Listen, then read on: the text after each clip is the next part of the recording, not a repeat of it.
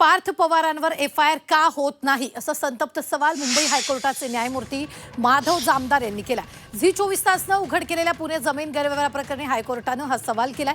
शीतल तेजवानीनं दुसऱ्या एफआयआर विरोधात मुंबई हायकोर्टात याचिका दाखल केली आहे, मात्र त्यावर सुनावणी पुणे सेशन कोर्टातच होईल असं न्यायमूर्ती माधव जामदार यांनी स्पष्ट शब्दात सुनावलेलं आहे।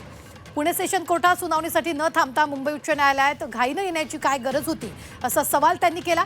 यावेळी बोलताना ज्या प्रकरणात उपमुख्यमंत्री अजित पवारांचा मुलगा आहे तेच हे प्रकरण आहे असा सवालही त्यांनी सरकारी वकिलांना विचारला होता। त्यावर सरकारी वकिलांनी होकारार्थी उत्तर दिल्यावर पार्थ पवारांवर अजून एफआयआर का दाखल करण्यात आली नाही असा सवाल त्यांनी सरकारी वकिलांना केला।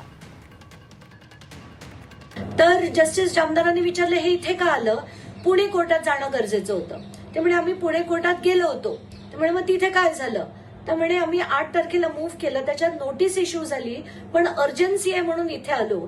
त्याच्यावर जस्टिस जामदार अतिशय चिडले आणि त्यांना म्हणाले की तुम्ही हे ताबडतोब विथड्रॉ करा, सुप्रीम कोर्टाचे क्लिअर निर्देश आहेत, तुम्हाला हे करता येत नाही आणि तुम्ही मागे घ्या नाही तर तुम्हाला दंड करू असं देखील जस्टिस जामदार म्हणाले। आणि त्यानंतर त्यांनी प्रॉसिक्युशनला विचारलं की हा तोच विषय आहे ना ज्याच्यात उपमुख्यमंत्र्यांचा मुलगा आहे, तेव्हा प्रॉसिक्युशन हो म्हणालं। तेव्हा त्यांनी अक्षरशः अतिशय शार्प शब्दात प्रॉसिक्युशनला विचारलं मग आजपर्यंत पार्थ पवारचं नाव हे एफआयआर मध्ये का आलं नाही। आणि हे सगळं जेव्हा मी ऐकलं खरंच बरं वाटलं की आता कुठेतरी पार्थ पवारचं नाव येण्याची आपण अपेक्षा तरी करू शकतो। उत्तर प्रशासनाच्या वतीने दिलं जाईल की एफआयआर दर्ज करताना कोणत्या बाबी तपासल्या गेल्या, त्या कंपनीमध्ये त्यांचं स्थान काय होतं, या आधारावर कोर्टाला ते माहिती देतील।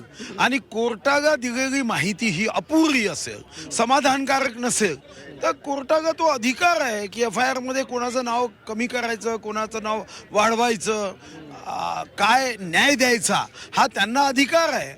तर हायकोर्टाच्या माध्यमातून जो प्रश्न विचारला गेला त्याचं उत्तर प्रशासन नक्की देईल। विधानसभेत आम्हाला लवकर उत्तर मिळत नसेल तरी हायकोर्टाला द्यावं लागतं आणि त्याला कंटेम्प्ट ऑफ कोर्ट होईल। मीडिया एंटरप्राइजेसचं जमीन गैरव्यवहार प्रकरण आहे, या संदर्भात पार्थ पवारांवरती एफआयआर दाखल का झाला नाही अशा प्रकारचा थेट सवाल कोर्टाने विचारलाय।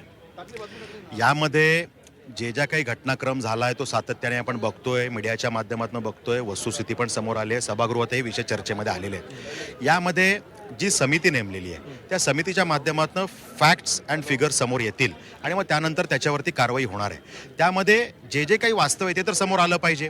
त्यामध्ये असं तात्काळ एखादा विषय करणं फॅक्ट समोर आल्याशिवाय असं होणार नाही। यामध्ये खारगे समिती जी आहे त्यांच्या माध्यमातून ह्या जे जे काही निर्णय येतील त्यानुसार यात पुढे जाऊ। ह्याच्यामध्ये जे जे काही अधिकाऱ्यांवर कारवाई करायची आहे, जी जी काही कारवाई करायची ती सरकार म्हणून झालेलीच आहे। त्यामुळे त्यात 1-2 टप्पे पुढे आलोय, पुढच्या फॅक्ट समोर आल्यानंतर ह्याच्यावरची उचित कारवाई पुढे केली जाणार। सर्व दोषींवर कारवाई होईल अशी अपेक्षा आहे। दोषी असलं की 100% कारवाई होणार, त्यामुळे त्यात काही विषयच नाही। प्राथमिक आम्ही जो गुन्हा दाखल करतो, आमच्या ज्या अधिकाऱ्यांनी गुन्हा दाखल केला आहे, आमच्या जो सध्याचा स्टँडिंग नियम आहे, जो आमचा मुद्रांक अधिकारी आहे त्यांच्या समोर जे जातात लिहून देणारा आणि लिहून घेणारा यांच्यावर प्राथमिक आम्ही गुन्हा दाखल करतो। मात्र चौकशीमध्ये जो अंतिम रिपोर्ट येईल त्यावर जे काही दोषी असतील त्यावर पोलीस जे इन्क्वायरी सुरू आहे, पुणे पोलीस इन्क्वायरी करतायत, त्या इन्क्वायरीमध्ये जर अजून त्या ठिकाणी आरोपी आढळले तर मग पुढचा पोलिसांचा भाग आहे।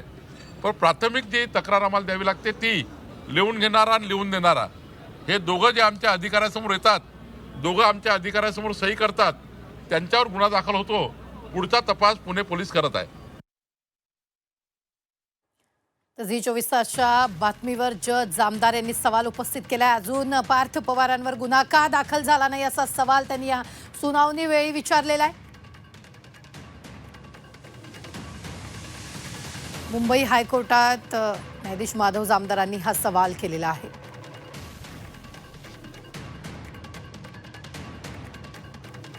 आपण पाहतो यावेळी त्यांनी बोलताना ज्या प्रकरणात उपमुख्यमंत्री अजित पवारांचा मुलगा आहे ते हेच प्रकरण आहे का असाही सवाल त्यांनी कोर्टात सरकारी वकिलांना विचारला। मग या प्रकरणात अजून पार्थ पवारांवर गुन्हा का दाखल नाही असा सवालही त्यांनी विचारलेला आहे। ही मोठी बातमी आपण आत्ताच्या क्षणाची पाहतोय।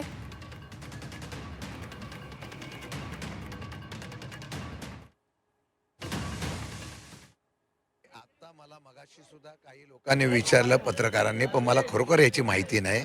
मी माहिती घेतो आणि मग सांगतो. आता कोर्टाने निर्णय दिला असेल तर त्याचा खुलासा आता सरकारने करणं गरजेचं आहे.